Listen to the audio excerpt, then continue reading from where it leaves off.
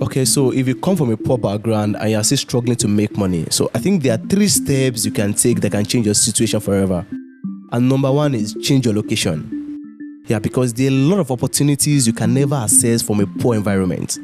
And that is why it's so important, because it's like trying to sell a Benz in the ghetto. It can never work because these people does not have the buying power. So there are a lot of ideas you might want to execute that you cannot execute in that environment. And poor environment condition your mind to think like poor person. Because when you wake up every morning, the only thing you see around you is just poverty. And there's a way poor people think because they always chase money. And I tell people, don't always chase money, because what attracts money is value. Okay, so aside from changing your location, another thing you can do is to stop trading your time for money. Why? Because you only have limited amount of time, which means that you can't earn past some certain amount of money.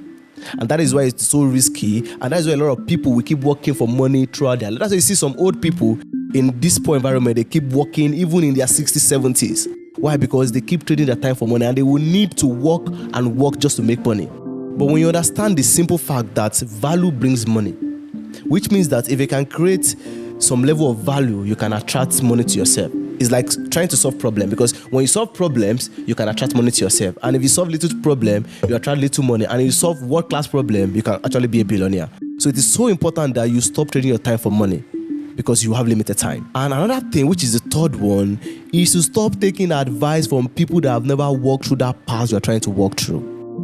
And then if you're in a poor environment, people are not trying new things over there, and that's why they are poor. So when you want to try something new, they will likely discourage you. It's like trying to buy a Benz and you're not taking advice from someone that is using a Toyota Corolla.